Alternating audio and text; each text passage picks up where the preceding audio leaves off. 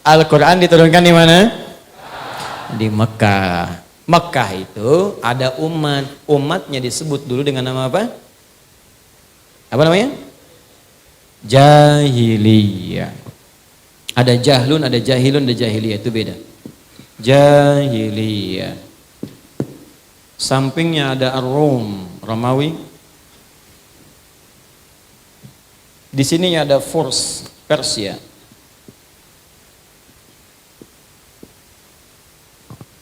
Romawi maju, Bu. Punya imperium. Peninggalannya sebagian ada di sini.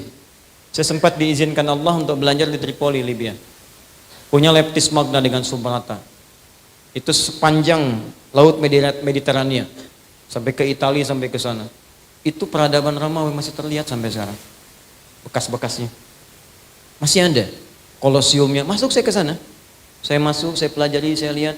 Bahkan mereka sudah punya sistem spa, salon spa gitu. Udah ada. Bikin. Saya lihat semua. Ada pertarungan, tempat gladiator macam-macam, ada semua. Ya, kemudian sempat saya ke Turki, satu daerah itu kan memanjang Mediterania ke sana. Ada juga sebelah sana.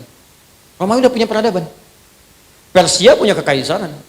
Sampai sekarang kelihatan sistemnya dan sebagainya. Maju. Terutama ahli di bidang administratif. Ahli di bidang administratif. Makanya bahasa Arabnya menteri itu wazir. Wazir itu asalnya bahasa Persia. Dari Persia. Ya karena dulu mereka pakar di bidang administratif. Tapi di Mekah ada apa? Romawi tidak, Persia jauh. Yang ada jahiliyah. Jahlun itu bodoh. Jahilun orang bodoh. Bodoh di sini tidak harus melulu dipahami, nggak punya pengetahuan, belum tentu. Jahlun dalam bahasa Arab bisa juga diartikan tidak kenal pada nilai-nilai kebaikan. Umum, nggak kenal pada yang baik. Karena ilmu itu baik, maka lawan ilmu itu jahlun. Di semua yang tidak kenal pada kebaikan disebut jahlun sifatnya. Orangnya jahil. Kalau tak kenal pada akhlak, jahil juga. Tak kenal pada ilmu, jahil. Tak kenal pada Allah Tuhannya, jahil juga. Jahlun. Kalau digabungkan sifat perbuatan dan pelakunya, maka tambahkan ta di ujungnya, tengahnya dengan ya nisbah. Maka berubah jadi jahiliyah. Maksudnya apa? Di tempat ini komplit semua orang bodoh ada di sini.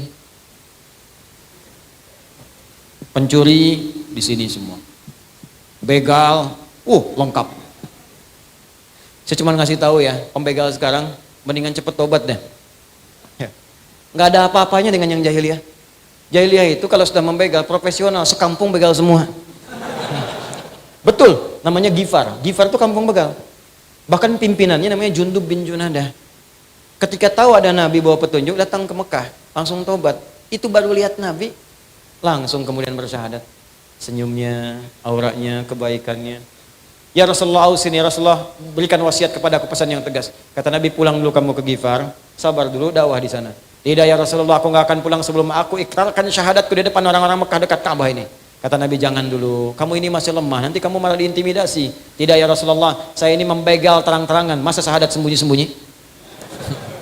Datang dia ke Ka'bah mengatakan, ya masyarakat Quraisy, asyhadu an la ilaha illallah wa asyhadu anna Muhammad Rasulullah. Hei semua orang Quraisy, saksikan, aku bersaksi tiada Tuhan selain Allah dan Muhammad SAW Rasulullah. Apa yang kalian mau lakukan? Dipukulin.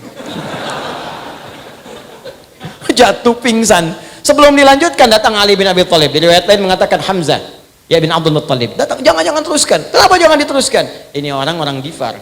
Dagangan kita semua lewat situ. Kalau tahu orang Gifar ini mati, semua dagangan kita nggak akan ada yang aman. Kalau gitu jangan teruskan. Ya, teruskan.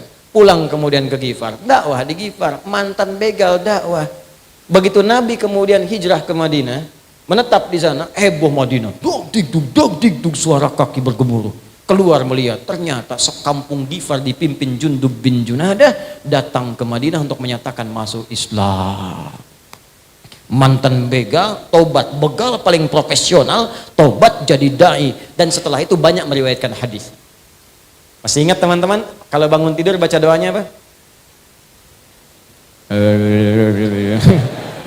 Langsung aja. Alhamdulillahilladzi ahyana ba'dama amatana wa ilaihin.